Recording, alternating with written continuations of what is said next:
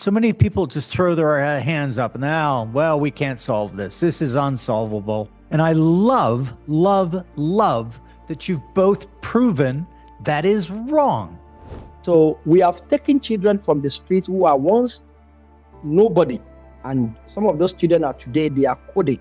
They are professionals in IT. Disability is a perception in people's mind. They see a disability before they see a human being. I'm a strong believer that, disability without education becomes a double disability. My class was on the 3rd floor, no lift, no elevator, and the toilets, bathroom were downstairs. So for me to manage from 8 up to 12, I never used to take anything in the morning. I had to fast so that I avoid going to the bathroom. There are part of Nigeria who believe that at a certain age of your life, within the age of 10 and 18, you should be on the street as a male child. But going on the street may not be the problem, but the level in which we stigmatize those who are on the street. When you see any child, remember, you see a future. Well, hello, everyone. It's Jim O'Shaughnessy with yet another Infinite Loops. Today is a very special episode for me because I'm having two of our OSV grantees on to tell their stories, which I find incredibly remarkable. These two men have achieved things in the face of great adversity, and they didn't let it keep them down, as it had the opposite effect. It had the effect of both lifting themselves up, but then helping and turning around and lifting others up as well. So please welcome my two guests, Miyoba Hamuhuma. Am I getting that right? It's Hamuhuma. Hamuhuma, okay. Yes, but well, Miyoba is as okay. an O'Shaughnessy who often also has to correct people, I get it. And Israel Balogun, right? Yes, you got it right. I got it right. The best way to start this is for both of you to share in full your stories, because they're so remarkable, and many people in the West don't quite understand what people in Africa have to go through in a daily existence. I've been to Africa many times. I love Africans and Africa. And both of you are so inspiring that just hearing about what you overcame and what you're doing now, I think, is a great lead-in. So, Miyoba, let's start with you, and then we'll have Israel tell his story. Yeah, thank you very much. I think before I can start telling my story, I want to say a huge thank you to Anna, who has been trying to arrange this meeting for some time now. Apart from that, I would want to say a huge, huge thank you to you, Mr. Jim O'Shaughnessy, for creating time to be with us today. I know you're a very busy person, but just you creating time for us, it means a lot to me. It means a lot to us. It's my pleasure. Thank you so very much. Yeah. Thank you. Yeah, so my name is Miyoba Hamuhuma, just the way you said it earlier on. I was born on 28th February 1978 in a family of 4. Unfortunately, I lost my parents when I was just 11 and 12. I was diagnosed with polio when I was 10. I was vaccinated, but I don't know how I had polio. Of course, it was not an easy journey for me. One thing that I believe in, that as a human being, we live on the basis of hope. And that every night, it has got its own morning. So, of course, I was like that. I was adopted by an Irishman who is also now late, the Catholic Brother John O'Neill from Ireland. And I'm like that. My parents, before they died, they always told me that if you want to go to school, that will be the end for you. I'm a strong believer that, disability without education becomes a double disability. So I've been a wheelchair user for some time now. Of course, I'm going to be a bit brief because I don't want people, of course, to be bored. So, of course, for me, just to attend primary education, it was not easy. Whereas now you are using a wheelchair and schools are not accessible, it was not easy. But life became more difficult when I went to college. Of course, I was pursuing some computer studies. This is at Ivanhoe College. My class was on the 3rd floor. No lift, no elevator, nothing completely, but stairs, all up to the 3rd floor. And it was not easy. And the toilets, bathroom were downstairs. So for me to manage from 8 up to 12, I never used to take anything in the morning. I had to fast so that I avoid going to the bathroom. But I was lucky that, I was one of the guys that was loved. And the entire college, this is a huge college in Zambia, I was the only guy on a wheelchair. Only guy. Because just for me to be accepted, it was an issue. I had to involve the minister. They said, no, but how did you get accepted? I said, but I was accepted. I applied, and I got this acceptance letter. Now, why don't you go to an institution where there are people that beat? I said, no. I want to be here because I'm capable. I've got the capacities here. And I'm lucky that I had a lot of friends. Of course, there's this lady by the name of Nanjo. She now works for the bank, Chiakalumba. She always made sure that I don't miss any single class. And I was even chosen as the class rep. So I was in charge of the class, despite me being on a wheelchair, because they saw capabilities in me. And I was happy that everyone appreciated what I was doing in class. So after seeing what I went through, I was like, it's not difficult. It's not easy for somebody with disability to access education. And the only way for me to make it in life is by me attending education. I'm here today talking to an important man, Mr. James Oshegnes. Because of what? Because of education. It has given a platform for me to be able to interact with people like you. So when I see what I've gone through, this is what made me to come up with an organization called Enlighten Abilities. And luckily, through the OSV Grant, and I'm proud that I'm the 2024 OSV Grant winner. It has really made a huge impact in my life. And not only that, it has even opened doors for me and the organization. I received so many messages from people. Of course, these are potential applicants. And I'm helping them now and then, give them hints how to apply. And others even now wanting to work with me. Like now we are applying for a grant under the European Union. Of course, I'm going through the first round with our partner, SOS Villagers Zambia. And this gentleman is Pete, I think, has also applied. He was so happy to help us with the PADO, creation of the PADO ID number. You see the connections. Another lady also from India, Fatima, she's working on something on mental health. And now already we're working together. She has also applied. So you can see that the OSV has opened doors here and there. Partnership's not all about money, but it's also about exchanging ideas, experiences, and then you grow. Indeed. Remember, as human beings, we live on the basis of hope. And I've got hope. And I know that one day we'll make it big time.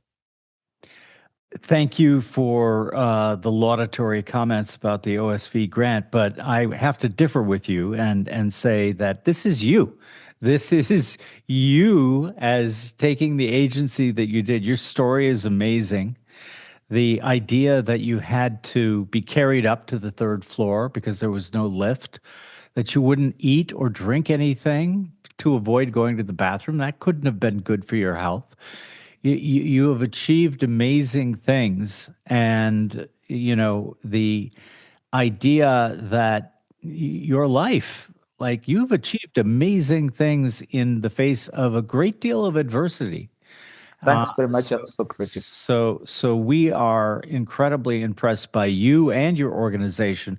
We're going to come back and have you describe the organization in a bit. Yes, please. But for now, Israel, you were born in Nigeria to a poor family with 26 siblings and ended up living on the streets at age 10. You weren't able to read or write until age 22, but then you had a transformative experience when a Good Samaritan helped you pursue your education. Now you have a master's degree and have dedicated your life to ensuring no child needs to live on the street. Please tell us your story as well. Thank you, Jim. I appreciate the time talking to you.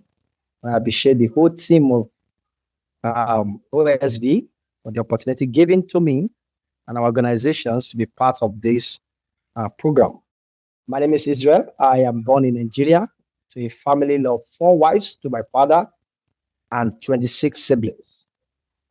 At the age of 10, I have to leave my father's family and I became homeless because parents could not feed us. We have to stay a whole day without food. So one day in my area, I saw some young guys scavenging and I followed them. I followed them on that very day. That was a day when I choose to say, the street is better than staying in my home. Because I came back home, did love a lot of money to buy a lot of food. I fed myself and I was so satisfied. But that little step I took that very night when I said, I'm not going back home anymore, led me to live on the streets for 12 years, within the age of 10 and 22. I had no formal educations, no training. I was just a street child. So one day, while I was living on the street, because it's part of the street to involve in a street fight, you must belong to a gang and fight whenever it is time to fight for your gang. So I have to fight on that very day. But it seems the fight I was the target of everybody. All descended on me with attempt to kill me. There I sustained a lot of injuries. If I open my chest for you, you will see a lot of mark. From here, I was cut all down to my tummy. I was cut here. I was cut here at my back. A lot of injuries. So I was left on that spot to die. But somebody saw me there, and the person took me home, and he gave me that opportunity to stay in his house. That very night, when this person took me to his house, for 12 years, I have opportunity of somebody closing the door and saying good night to me. Somebody knocked my door in the morning and said, good morning, your food is ready. 12 years, I've never had such a thing. That gave me a kind of new experience of life. I wanted to live like that forever in my life. I don't want to go back to where it's either somebody kick me or say, stand up, police is coming, or there's a breakout fight and you just have to run for your life. I don't want to go back to that kind of environment anymore because I saw a place where somebody gave me a cloth and said, cover your body when you sleep. And I was able to wake up in the morning. I did not do anything, but I have something to eat. Well, this person could not keep me more than 6 months because he himself cannot provide for me. He called me after 6 months of staying with me that I have to leave because he cannot provide for me anymore. But that 6 months was all I needed for my change of my story. Because right when I was in his house, I saw children going to school. Then I asked, who are these children? Who are they going to? They said they are going to school. What is school? I wanted to know. So I asked them and they explained everything. Within that 6 months, I saw another man. He has a very huge hair on his head and he has a very wide patty, a kind of patty on his hair, and he carry big book. And anytime he goes, they call him professor. Then I asked, who is this person? They said, it's a kind of person who have gone to school and has read a lot of books and is now teaching in university and stuff. And I said to them, I want to be like him. So when I left this man after 6 months, I knew what I wanted to become. I wanted to become that professor. So at the age of 22, I went back and I started riding. There is an auto bike that you use for service in Nigeria. You can carry people on your back and they pay you. So I went to look for somebody who has it that I can deliver to every day. So I started riding that bike. I rode it. And any money I got from it, I hired a private teacher.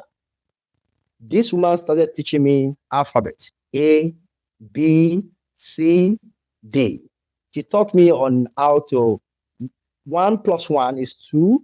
I don't know any of these things before. She was able to teach me. For 2 years, I was going for this private lesson. After 2 years, I sat down for we call it West African examination, and I was able to pass. After this, I sat for my JAMB. JAMB is joint matriculation exam that you use to enter university. I was able to get admission to university. Then I went to university. I had master from University of Ibadan. But something happened to me when I finished my school. All the time I was in school, anytime I see a child walking on the street, I remember my life. I feel like these people are connected to me. It's like I am supposed to help that child. I am supposed to meet that child. I'm supposed to provide a platform for that child. Just like that man gave me that platform for transformation of mind, giving me opportunity to find my life and to go after it. So when I finished, I decided in my heart, as far as I long, as far as I live, I'm going to create an inclusive space where every child who is on the street will be able to find a place where they can discover, develop, and explore their talent. When this dream is coming to life because of the opportunity I got from OSV some months ago. Because with that opportunity, we're able to secure needed land that we want to use to construct this inclusive environment. Of course, presently we have homes that we rented that our children are, we have up to 42 of them right now. But our dream is to make sure no child is found on the street anymore. And then the kind of space we needed that is self-sustaining. We plan it in a way that we can grow our own food, we can generate our home power through solar, we can harvest our water through rainwater, we can run the village sustainably. And the children, the youngsters, the homeless will be the one who is running this village by themselves, sustaining themselves with their own, living in their own space. So we're able to secure this land. We are at the point where we say we are in need of help for us to be able to go further and implement this project. Thank you so much. Again, just from someone in the West listening to your stories, it just seems that you both overcame like almost astronomical odds against. And I think both of you are incredible North Stars for others to follow similar paths. Israel, once a youngster in your communities, their immediate needs are met, what's the next step? Do you have a rite of passage, or do you give them a responsibility that changes them from, a street kid who just was almost feral, right? In your community, you rid them of that.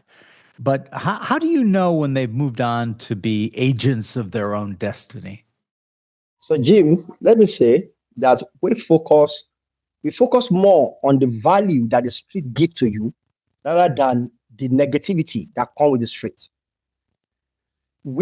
Our organization is called Ake. In my dialect, in my local language, when I call you Ake, it means you have demonstrated fearlessness, you have demonstrated courage, you have demonstrated warrior, you have demonstrated resilience. So we focus on that in them.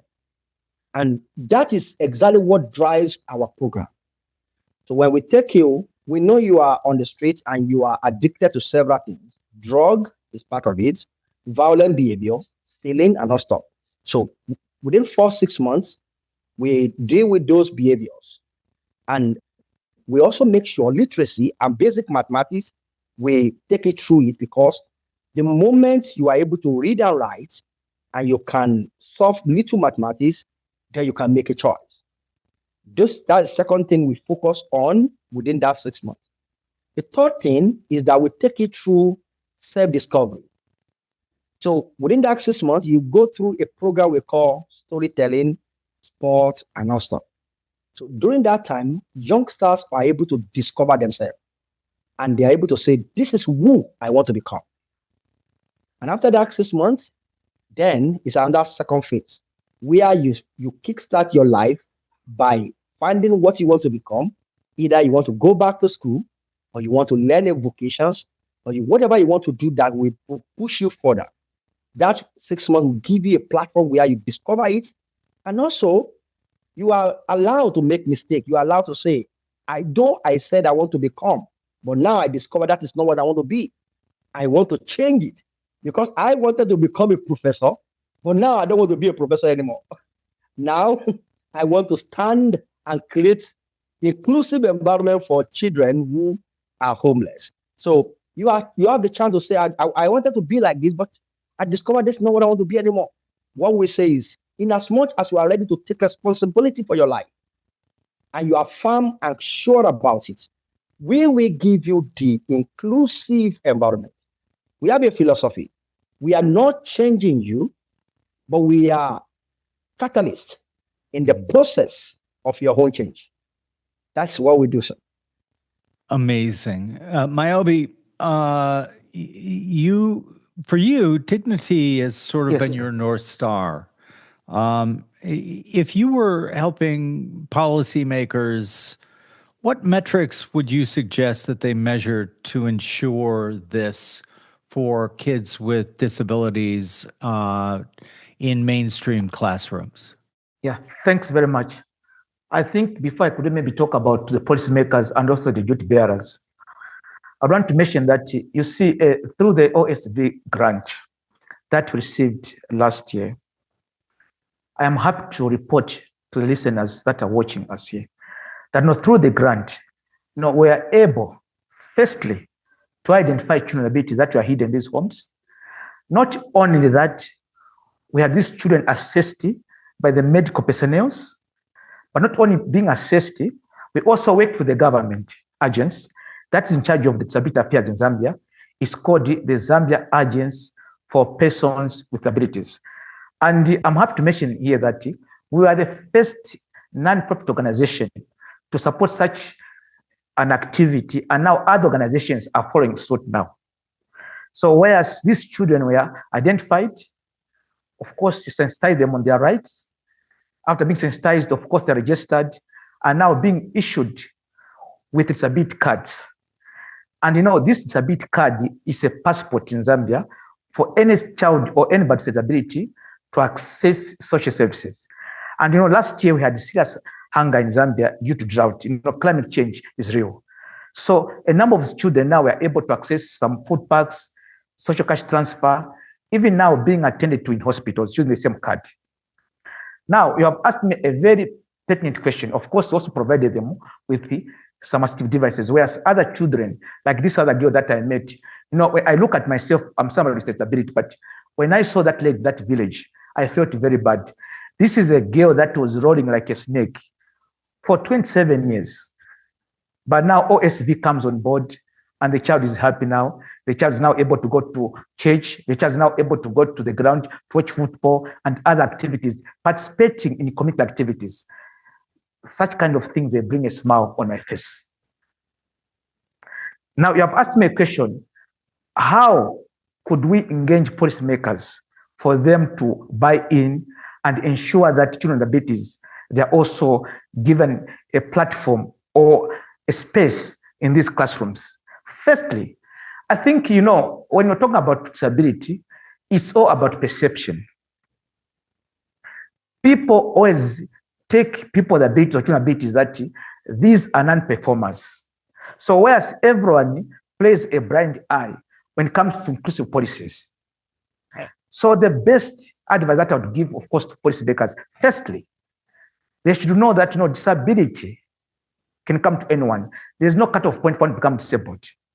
So they should always prepare the best for the future, because one day it might be their children. So the best is always to think, to be inclusive in their thinking, so that each and everyone feels part and parcel of the society. You cannot boast of development when others are being neglected or sidelined. So the best is for policymakers, firstly, to engage these parents, to hear their views, parents that have opportunities, and also even just students themselves. There should also be that debate policy where each and every school that is being built is made accessible to children with abilities. And also the curriculum in these education colleges, they should ensure that it also caters for inclusion, so that each and every teacher that is enrolled, they are trained in inclusion. I know, of course, now they are brought in these basics in inclusion, but it should be mandatory that each and every teacher that is enrolled, they are trained in inclusive education. By doing such, we are going to have more teachers that will appreciate disability. Even enrollment of children with abilities is going to increase, because each and everyone will be responsible and accountable. I think that's a very noble way of looking at it. You also give advice to the caregivers, the Yes, yes. families, that entrepreneurship, Right. micro enterprises might be better for them than seeking wage employment or direct cash transfers. Uh, uh, why, why, why do you recommend that over traditional employment or seeking a government or charitable assistance? Yeah, thanks very much. I think first one thing that we should bear in mind, or my experience. Firstly, I think I'll give a very good example. My mom was trained as a nurse. My mom, the moment she noticed that I had a disability, it was very difficult for her to search or to report for work.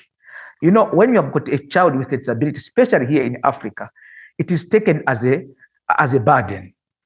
So you find that even women, we transfer the responsibilities to the mother. Whereas even marriages in these homes, they are shaken. Even abuse, gender-based violence, there are very high cases in these homes. Why? Because always women or mothers accuse that you are the cause of this child. Where I come from, we don't have children with abilities. So you find that it's very difficult for them to be employed because they need to be with this child 24/7.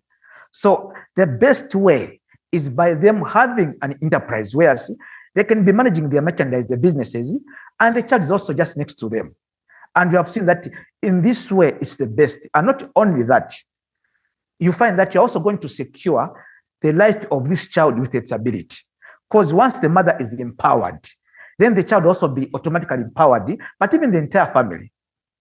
And I've noticed where a mother with a child with disabilities is empowered. Even now, because now the man sees, oh, my wife is also now contributing something. You find that they're even living happily. But others, they still abuse their wives, whereas the moment they see that they are doing something constructive, they'll get that capital. So that's where now we come in to make sure that we monitor and advise them and also sensitize them. And I also feel that, you see, in this world where we are now, of course, also talking about digital inclusion and other things, everything now is just computerized, digitalized in terms of business. I think if also these mothers could also just be given some skills in computers, they could also be able to sell their merchandise via WhatsApp or maybe Facebook, even other social media platforms. In that way, they could still be seated at home and they are busy selling their merchandise to everyone. And people will be able to order even things via Facebook, WhatsApp, as long as they're just trained in the basics. I'm sure their lives will never be the same. And that's the only way how we are going to fight poverty in these families. I've seen families, especially like last year, even early this year, when we had hunger situations. I saw families going for 2-3 days not having any form of food because they don't have anything. They rely on maybe us to give them something.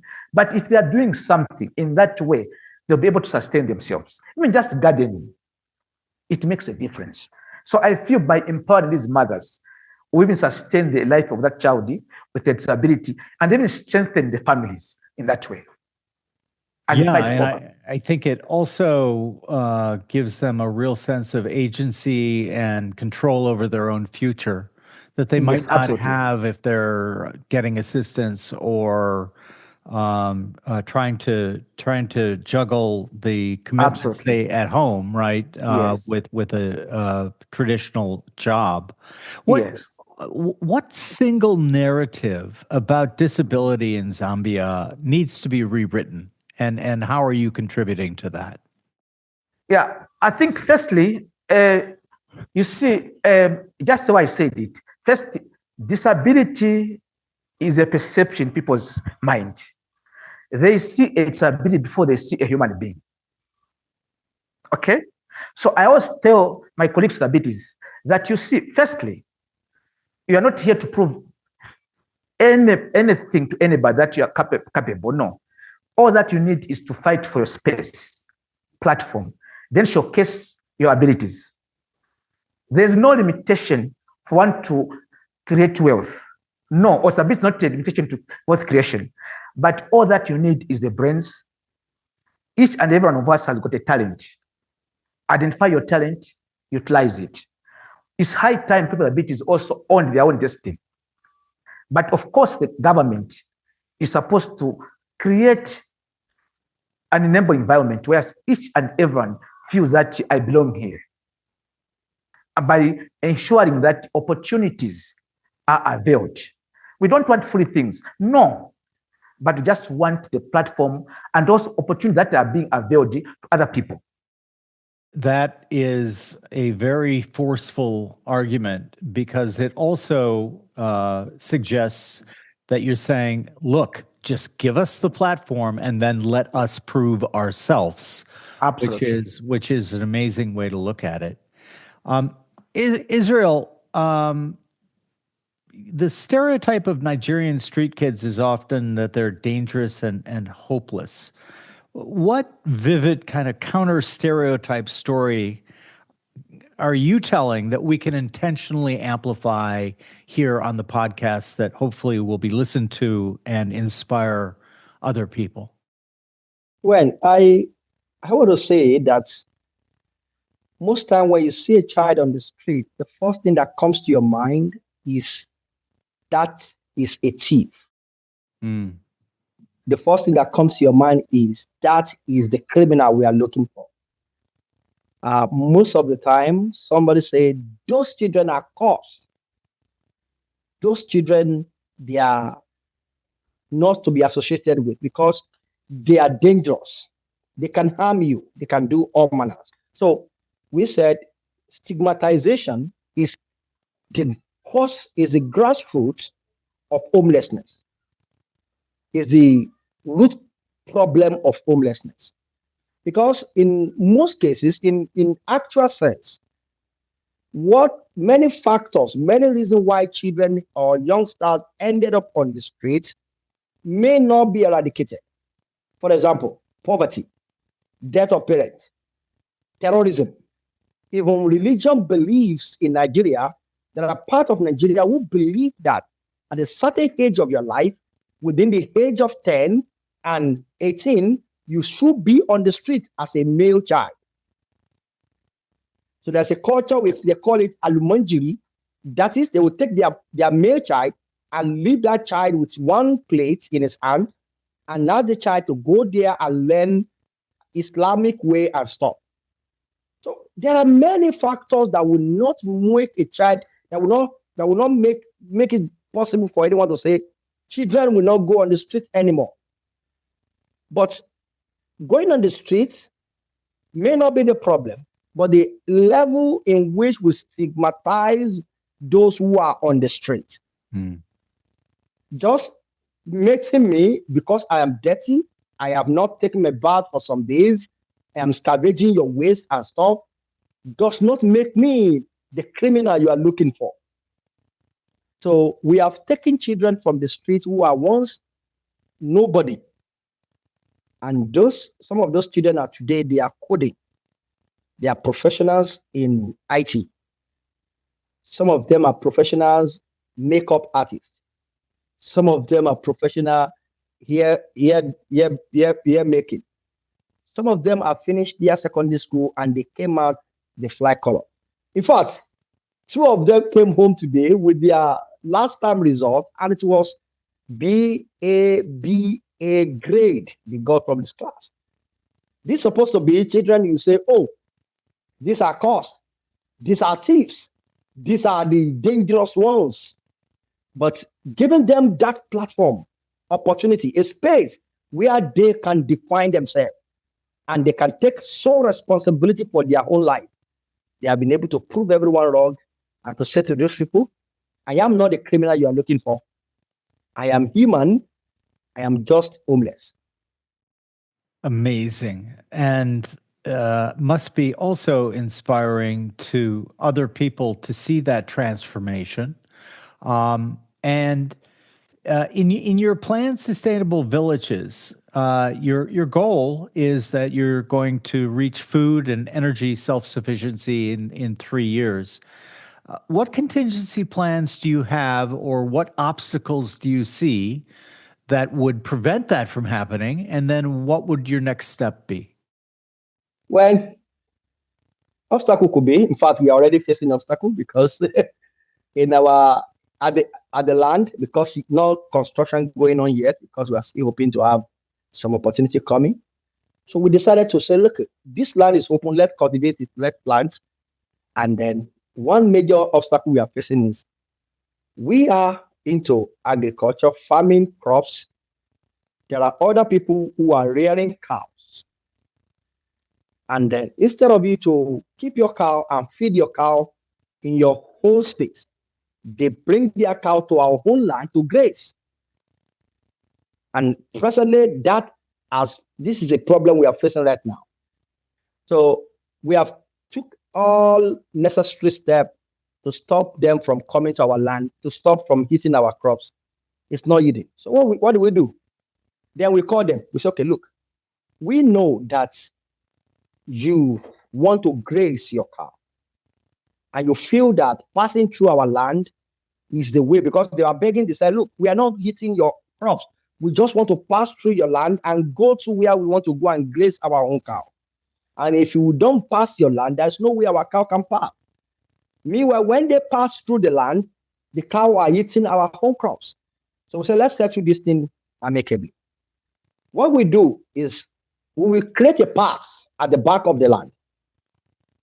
At that path, we are going to cover the crops.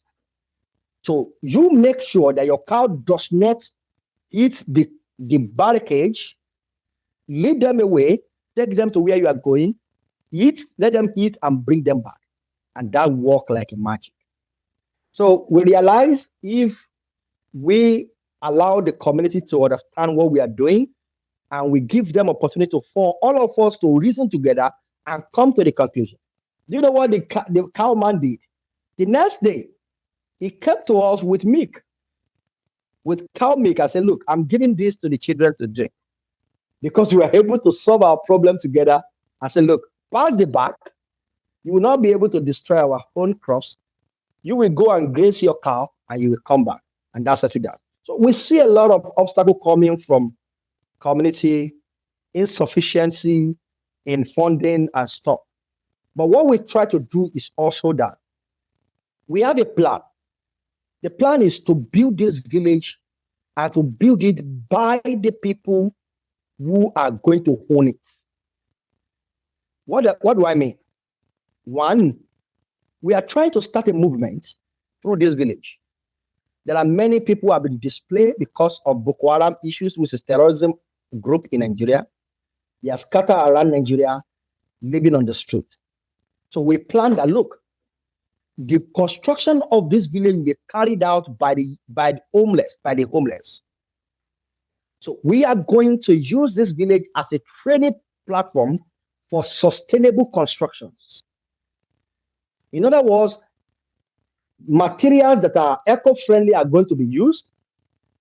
Youngsters, youth that we are going to be rescued will be the one to be trained to be able to use these materials and build this village by themselves. And out of that, they will earn skills. They will begin to spread sustainable construction across Nigeria, because presently, Nigeria is building and destroying environment. Our farms, our plants, our trees are gone. Secondly, we are not just going to be constructive. We are also going to be factoring agriculture, producing the food that will sustain us at least to 75%. And we are not going to be hiring people to come and plant it for us or something. Our participants will be trained in agriculture, and they will learn agriculture. They will feed themselves. More than that, Nigeria is also suffering from food shortage. They will also contribute to the increase in production of food in Nigeria and have business of their own in agriculture. So we are building this system in a way that it is us that are responsible for whatever we want to do. We convert it to training, because our participants don't have vocational training, they don't have any formal educations, and this is going to be a platform for them to learn. As they learn, they sustain themselves. As they learn, they sustain themselves. And we are going to be doing it gradually as we are able to move, as we are able to have the resources to do it.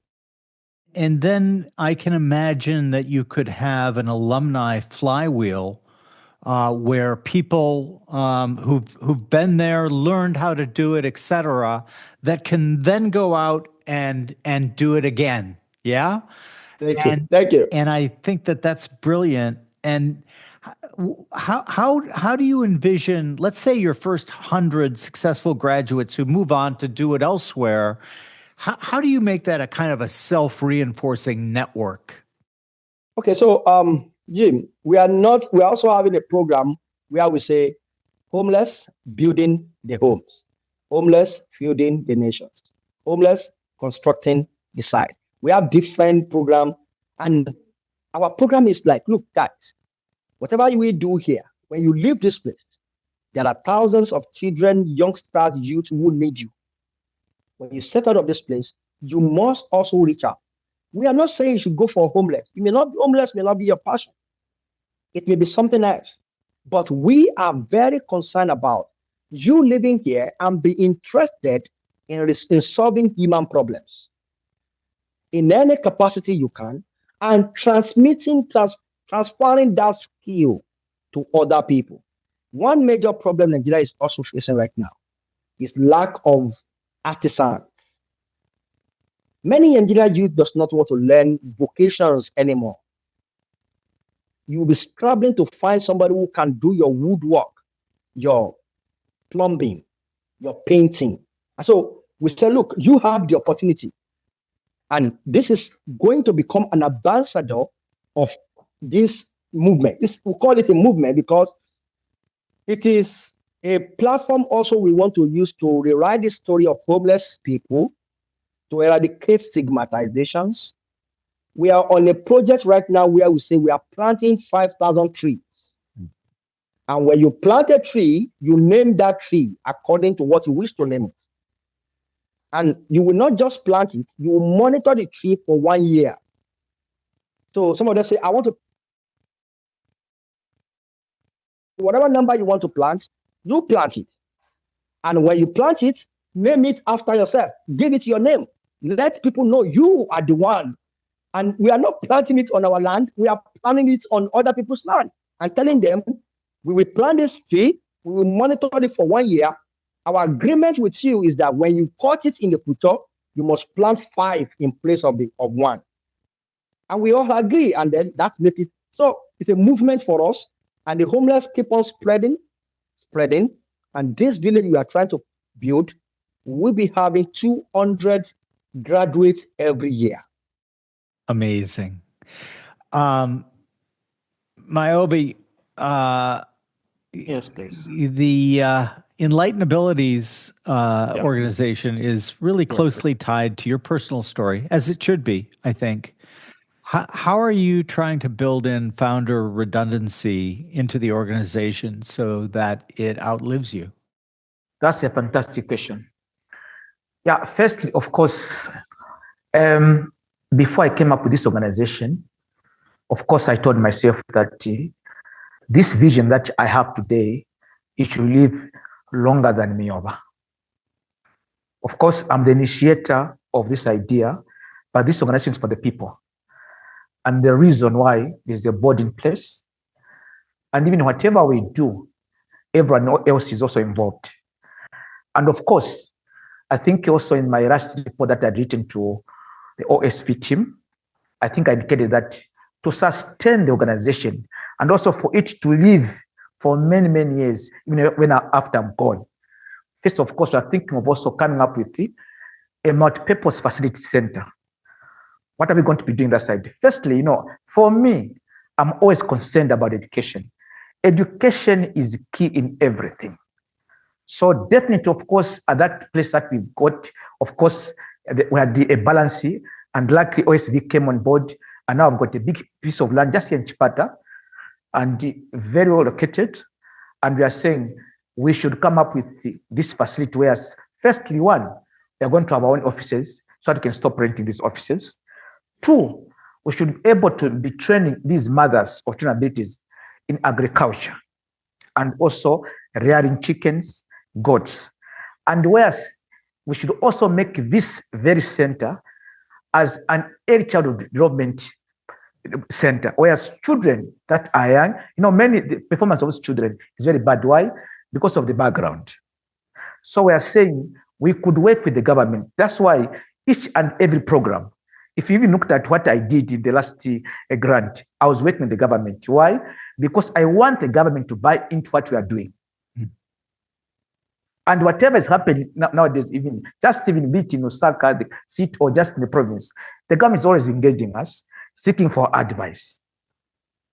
Already even partners, when they're applying for grants, they want to bring us on board. Why?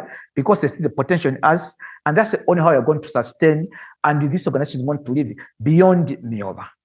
So all these things that we're trying to put in place, even when the center is built, we are going to ensure that the government is going to have a part, a buy-in, so that the government also has got a share. The community also should also buy in. They should own this facility. They should own the program. They should know that this is ours. Of course, the initiator is Miyoba, but this is ours. Miyoba, many Western donors like to see kind of tangible things, like ramps and elevators, etc. Yes. How do you convince them that your policy lobbying and your curriculum redesigns are a better and more sustainable way to actually help? Thanks very much. I think one good example that I would give, I think, is the work that we did with support from Rehabilitation International. And I'm happy that it was recognized in January. I think it was also posted on their website, in their newsletter. And I also shared with the Teota, the Secretary General in New York, about you in Abu Dhabi. And she was almost writing you a letter. So I mentioned to her that, see, firstly, of course, we're talking about inclusive education. But how do you sustain it? How do you make it a reality? Firstly, if you want a child to be able to access these classrooms, because most of these classrooms, they are built way back, whereas people never thought about disability. It was all about themselves, not thinking about inclusivity. So, of course, when you talk about universal ramps, this is where you ensure that, firstly, you have to be inclusive of all disabilities. Of course, when you talk about physical rehabilitations, you are talking about ramps, whereas you are going to ensure that you bring expertise on board, you assess the place, you do the mapping in schools, those are not accessible, and even when you are designing the ramp, you ensure that that ramp is not going to be a killer, but something that's going to save the lives of children. Then you also ensure that the toilets, the bathrooms, they're designed in a way where, see, a child with disability or somebody that is visually impaired, they can also rotate freely without any challenges, so that children are not scared to go to school, like the way it was in my case at college, that if I go to school, which person am I going to use? So we ensure that we bring expertise, work with expertise to come up with the well-designed ramps, pathways, where the blind, children on wheelchairs, they're able to access their classrooms with very minimum challenges. Because we're not saying that you're going to clear all the problems. No, challenges will always be there, but you can always try to minimize them. This is the whole idea. Excellent. So ramps, pathways, they are very cardinal to ensure that these children, they are able to go to classrooms, they're able to fit in classrooms. And I don't believe, of course, we are talking about special education. Yes, we need special education because there are other disabilities that are multiple, whereas a child will not be able to fit. But in the case of Miyoba, children like in my case, all that you need to just to create an enabling environment, and the child will be able to cope up with other children. By learning with other children, it also gives them confidence. They grow with confidence. They'll be able to play with other children. Because you won't find any community where children with abilities that just playing on themselves. No, they should be able to mingle. This is the whole idea why I promote inclusion, because it builds confidence in this child. This child never be the same again. And also remember inclusion, it also increases the lifespan of this child. Because the child was just taking part here and there, even just the body, they're exercising in some ways. It's just even the mental health wise, it's also very good. It stimulates their minds in so many various ways. And of course, I'm targeting mainly schools in rural areas, because most of these organizations, they're all just, concentrating in urban areas. So now think of a child out there. You have to take maybe about maybe 4 hours to reach the place. Of course, you also talk about now the issue of transport. How do you access these kind of areas? Of course, the NGOs are saying, no, we want to go to that area, but you don't have transport, which is also hindering us. So I feel we can do more. And even partners, even when they come on the ground here, they're also able to appreciate the works. They're able also to appreciate the seriousness of this issue. Whereas student abilities, of course, there's free education now, but how many student abilities are accessing this facility? Very few of them. And this is why we are saying, can we also target a parent? Because a parent in education, especially in education, is key. Because they would want, of course, the child to go to school, but maybe they're not managing. Or if not, they would just want to hold the child. So that's why we come in as an organization. We talk to them. See, if I didn't go to school, I was not going to be here now. So I also play as a model to these children. We're not saying that you're going to become the founder of an organization, but just by you going to school, you can still be able to come up with a business, even to be able to calculate 1 + 2, 2 + 3, even maybe you're selling some sweets. You want to be having problems for you to be able to deal with people, even interacting with people. We talk about mindset. It's a two-way thing. We cannot talk about, we want people to change their mindset, how they perceive disability. No, but it's also that mindset should also begin with us with abilities. Is our attitude positive? How do we behave ourselves towards people? So it's like a dual carriageway. Makes tremendous sense to me because it has the ability to change for the long term. You're not advocating short-term fixes. You are advocating for long-term changes, which is one of the things that we found very compelling when we decided to give you the grant. Israel, switching back to you for a moment, you pick kids personally, which I think is great, but that doesn't scale. What are your plans for making it more of an institutionalized thing? We already talked about the graduates and that network, which I think will help tremendously. But your backstory is so incredible. It's such an emotional engine that drives people. It certainly drove us when we read your application. Like, you are an amazing man, and you're both amazing men. But like, how are you ever gonna? How are you kind of the emotional center of the project? What are your plans for finding successors, for finding colleagues, etc.? Okay, thank you so much. Our program is not about me; it's about us. I love that. It takes time for us to begin to have another faith that they are not going to be me.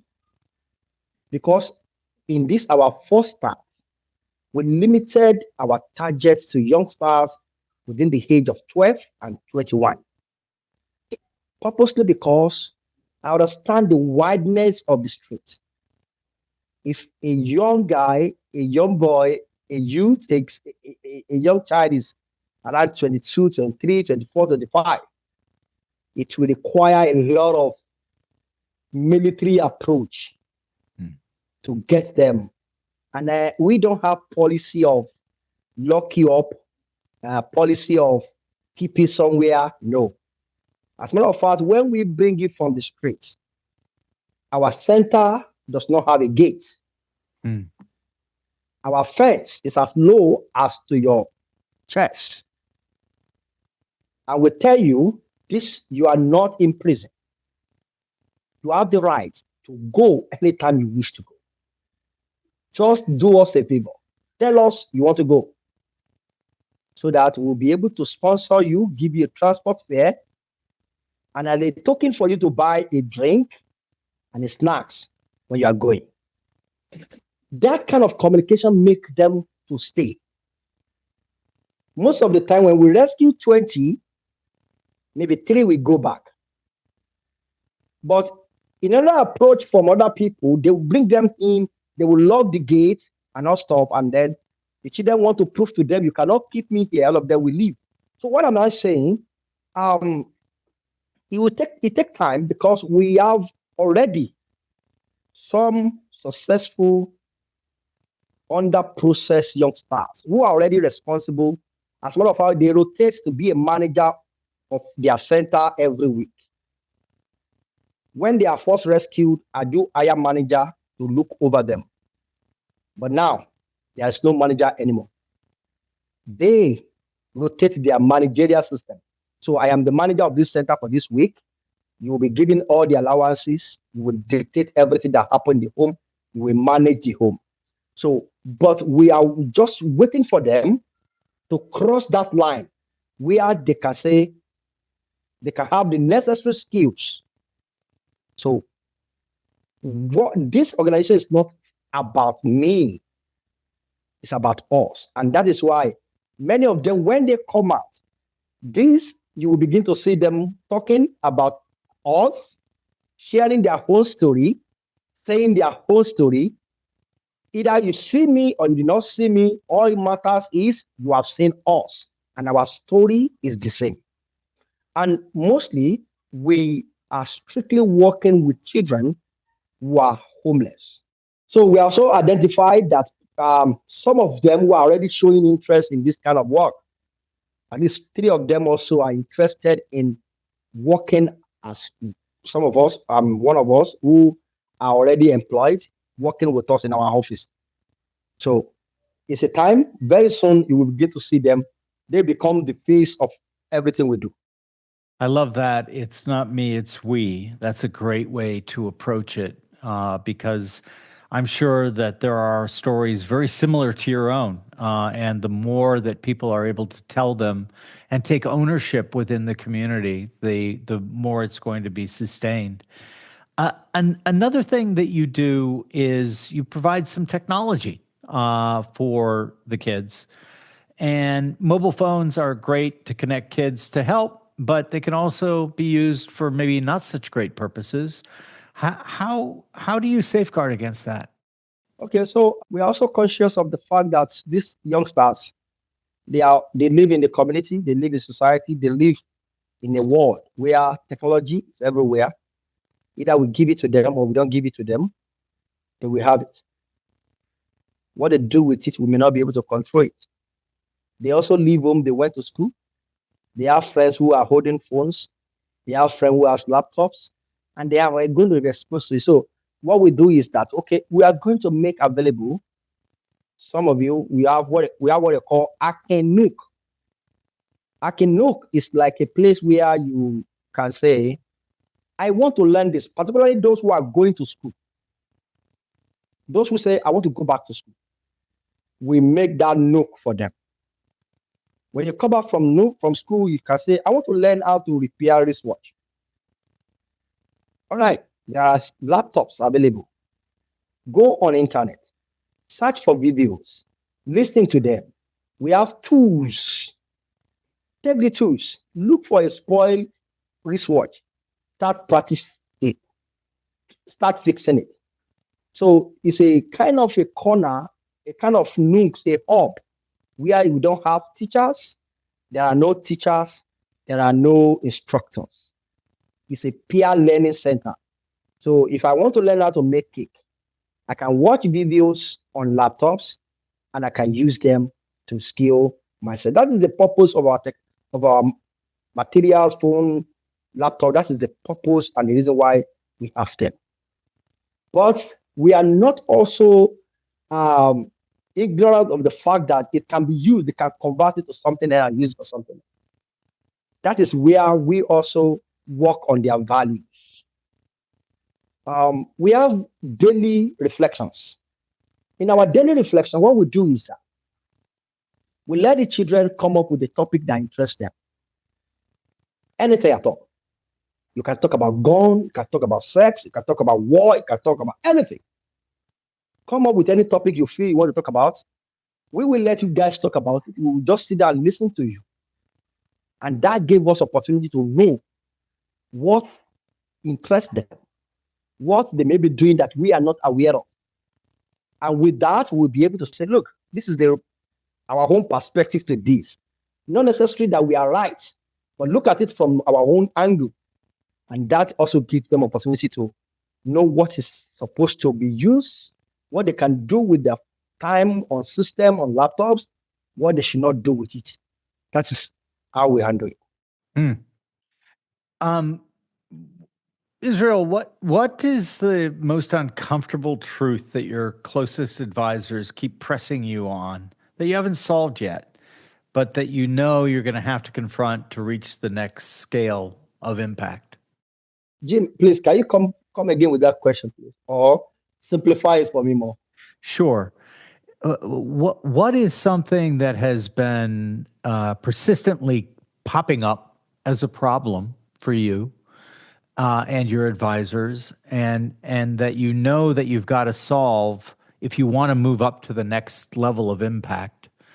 And how are you tackling that problem?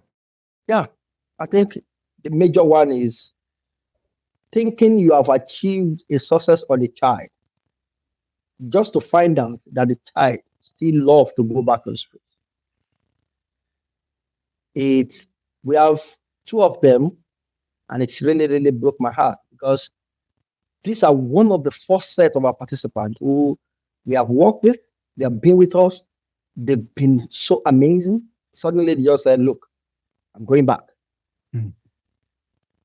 And it worries. One word, okay, what did you do wrong? These are people who say, look, we have proved that this work. And how come they want to go back? And if we want to have impact, it's because our whole impact is not about how much degree you earn, how much money you have in your account. Our whole impact is how much you are committed to your life and to see a change. That's our own impact. How much interest you have shown to show that I want to change my whole life. Because we believe either with us or without us, you can become whoever you want to be. And what we want you to have is that interest in yourself, that you will become who you want to be, either with us or without us. The moment you get to that point, we are good with it. So then we'll see these two guys who say, look, I want to go back. I am going to the street and so. So the question I asked them, why are you going back? What are you going to be doing here? They said, when they feel they've learned a lot, and it's time for them to move on.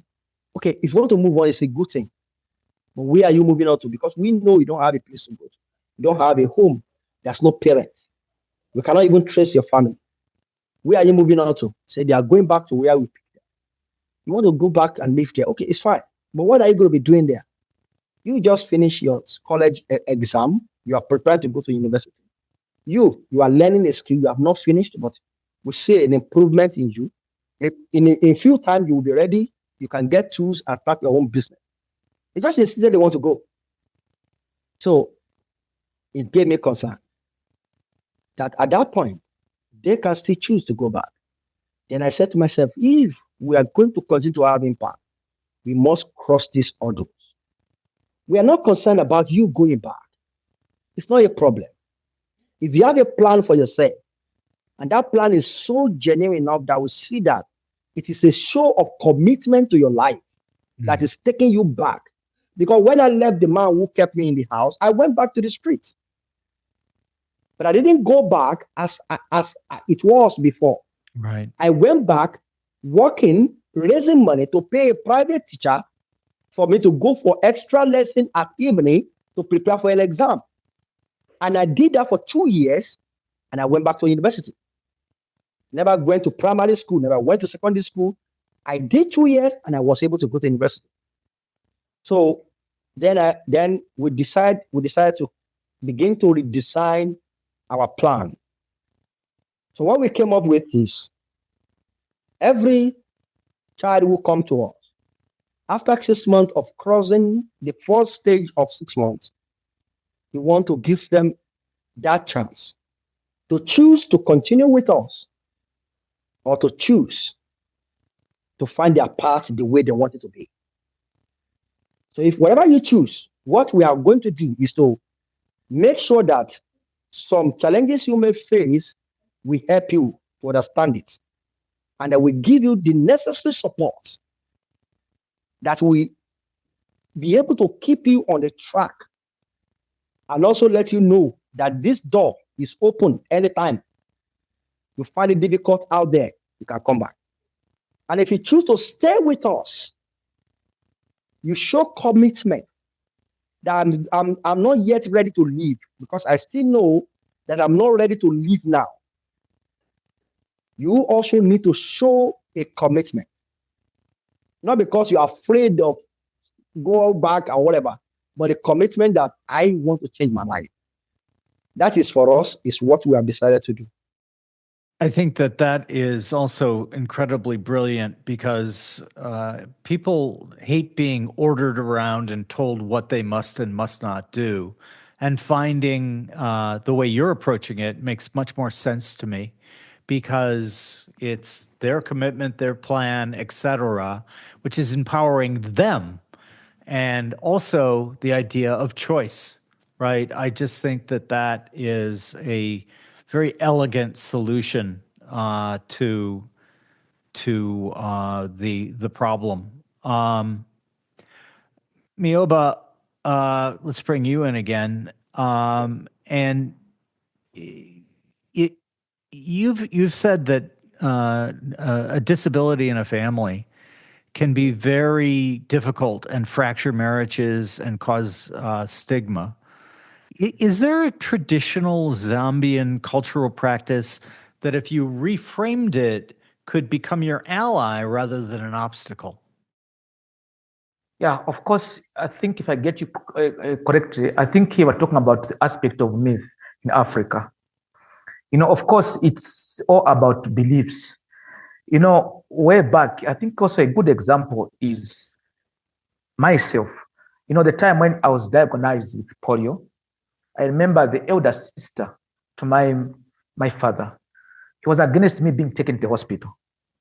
They said, no, better we take him to the traditional doctors. And then when my father refused, my aunt was so furious with him. And he was now being accused that, no, maybe I've done something to your son. I said, what can I do to my son? I love my son. I don't know, you have to take him to the traditional doctors. And if you checked me, of course, I think I still have those tattoos done by the witch doctors. And very funny enough, after I went to the witch doctor, I think 2 weeks I was able to walk. It was like magic, it was like a miracle. But again, after 2 weeks, again, it was back. The aspect of again going back to the hospital because I was unable to walk. So I think what I would say, I think in regards to your question, I think firstly, we should I think, target the traditional leaders. Let each and everyone understand that, disability is not about these beliefs that, no, maybe you stole somebody's chicken, that's why your child is like this now. No. And even the aspect of, hospitals, others are able to go for antenatal. They're able to detect, what I'm carrying here, this and this. Even just the food that people are eating, even just how they're just carrying themselves when they're pregnant also matters. It could also contribute to children being born disabled. So the only way on how we can do that, firstly, I think we should just amplify in terms of how we are raising our voices on how to talk about disability. Let people not take it as a burden, as a case, no, but embrace it. Once everyone knows that disability can come to anyone, disability can happen to anyone, then even how people are going to receive it, it will be different. So it's aspect of norms. We should go out there, engage, especially also healthy workers, that please, as people also come for antenatal, those mothers that maybe are having a child disability, let them be educated. So there are certain disabilities that could be corrected when a child is too young. All those kind of things, just have to put in measures that are simplified, where each and everyone appreciate inclusivity and disability. And what are you working on now that's different than what we gave you the grant for? Yeah, thanks very much. For now, we were able to win, of course, a small grant. This one, it's on gender-based violence against women with disabilities, and also mothers of children with disabilities, and the people with albinism. I'm sure you know people with albinism. Yes, I do. Yeah. Yes. So now this project that we are doing now, of course, we are trying to see how best can you work with the government. Remember, I said earlier on, in whatever we do, as we engage the government, because we're looking at ownership and sustainability. So now this project that we are doing now, of course, we're targeting women with abilities, mothers of abilities, and the people with albinism. You know, people with albinism in Zambia, they're being targeted, especially where I am in Chipata. There's a belief that if you want to become rich, if you want to become a multimillionaire, you should be able to kill somebody with albinism. Then you get the skin or private parts, then you take the witch doctor, then they do some concoction, then you become rich. So now people with albinism, they're living in fear because they're being killed. And others are just disappearing. Even when somebody with albinism dies, when they bury them, people go there to go and steal the dead body. So now we are saying, how can people be sensitized so that they can be educated that no, for you to become rich, you don't have to kill somebody, or that you need just to work hard and apply your skills. And then also, in terms of gender-based violence against women with abilities and also mothers, we are working with the Zambia police and also Ministry of Community Development that please, can we work closely as victim support so that mothers with abilities that are being abused these marriages, by the virtue of them having a child with ability, these men that are abusing them, can they be educated, sensitized? Those that where they are even reaching extent to maybe killing, injuring their wives, let them face the law. We have got laws in Zambia that could deter such kind of things. So this is what we are working on now. Of course, it's a small grant of about $10,000, but at least to make a difference, because I feel when people are educated, when people have got the knowledge, when people come to know even how they're going to behave, even their mindset is going to change. Remember, advocacy is not a one-day thing. It's not an event. It's a process. So we have to keep on preaching to people that what you are doing is not the right thing. We can live as human beings by loving one another, by also embracing these women with disabilities, that they're also human beings. They're not supposed to be abused, stigmatized. No. But embraced and brought together, and let them also be part and parcel in society. Let them also take part in whatever is happening in society, in our communities. So that's what we are doing now. Amazing. And of course, what we're also doing, because we always believe in building what we have started. So also those mothers of abilities that benefited from our program under OSV, those are the ones that we are targeting. Because we also found some gaps. Because we found, I think about the time when we were implementing the OSV grant, I found about 12 divorcee cases. No, my husband had divorced me because of this child. Yeah, and it's sometimes you must feel like it's kind of a never-ending struggle, and that's why we have such great admiration for you.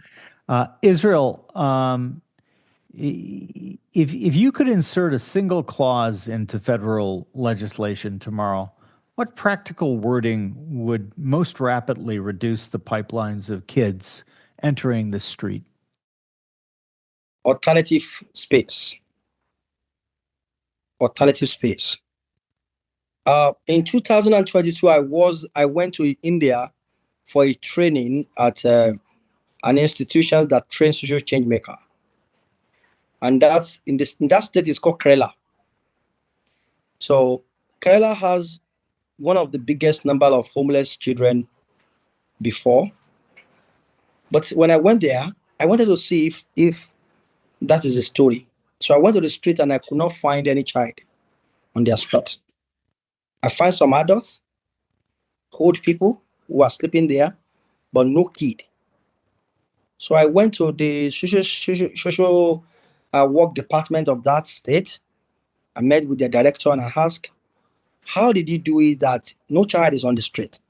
Could it mean you have stopped divorce? Did you stop death of parents? Did you stop poverty in your countries? Does it mean that child are no longer abused in their homes? What could have been the reason? And he said, all these things are still there, but we make sure we create an alternative space for every child. So if the home is not bearable for a child, the child should not end up on the street. Instead, there should be a place where the child must end up. And so the typical example of what we are building right now is the alternative space for every child. If instead of a child to end up on the streets, we have a space where that child can end up on. For a short period, it could be a long period, short period, depending on the situations. And if I have opportunity to speak and to make a change in our legislation in my country right now, I'll make it a law, mandatorily, that every child have access to an alternative space instead of ending up on the street.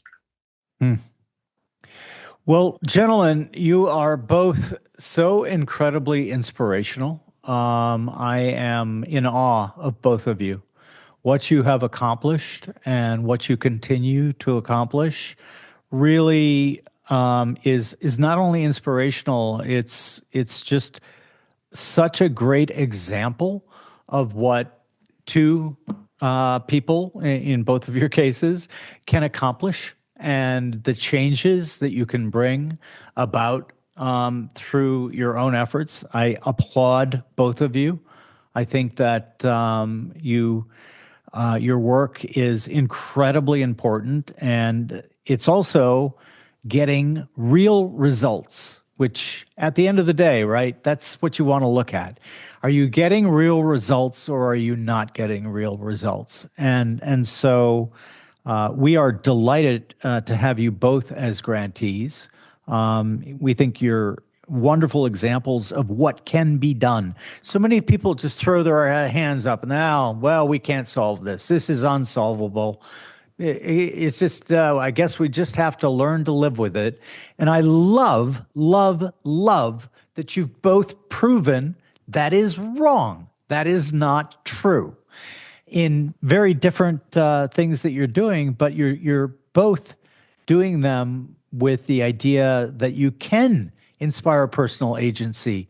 You can allow other forms of education to be very inclusive. You can have that space for children who might not be safe at home, that don't need to live on the streets. So I applaud both of you. I just honestly am in awe of what you both have accomplished. On the podcast, we always have a final question, which is kind of fun. We're going to make you both, in turn, emperor of the world for just a day. You can't kill anyone, and you can't put anyone in a re-education camp. But what you can do is we're going to hand you a magical microphone, and you can say two things into it. And the next morning, whenever the next morning is for the 8 billion plus people on the planet, they're all going to wake up and think, wow, I've just had two great ideas. And, I've never acted on them in the past, but I'm going to act on both of these ideas today. Israel, what are you going to incept into the world's population? When I want to tell the world that when you see any child, remember, you see a future that is bright, and you can treat that future to be fulfilled or to kill that future with your word and your character. Fabulous. You get another one. The second one I want to say, if you think you want to make an impact in this world, please look for a child on the street and give them an inclusive environment to grow. Amazing. Miyoba, how about you? Thank you very much. Of course, for me, education always comes first. I'm here because of education. So what I would want to tell the world out there is that, inclusive education is not a charity, it's a human right. And this reminds me that education is essential for creating a just and equitable society. Each and every child has got potential in him or her. Let's work together and build the bright future in these children and make the world better for everyone. Wonderful, wonderful, wonderful. Both of those are wonderful ways to incept, and I congratulate you both. For our listeners and viewers, Miyoba, why don't you start, and then we'll have Israel do it. How do people get involved? Thanks very much. I think firstly, you, Jim, you walked with us. You're working with us on this journey. So each and everyone is free to work with us in different ways. Be it technical support, we appreciate that. Network in various ways, we appreciate that. For us, whatever you bring on board, it matters, and to bring change in the lives of children with abilities and their families. You know, children with abilities have been neglected for so many years or many decades, and they look up to us to make a difference in their lives. Please join us to make a difference in this child. Lovely. Israel? Thank you, Jim. One thing important for us right now is that we are in need of bricks. We are in need of bricks. If you give us $10, you have given us 30 bricks.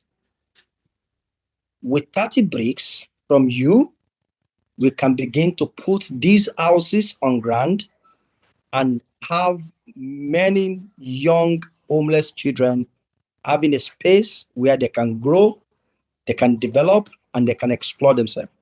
So we are calling on people who are watching right now.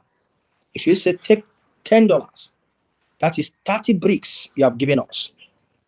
That means with 30 bricks coming from different people, 200 youngsters will leave the streets and they will have training within 1 year.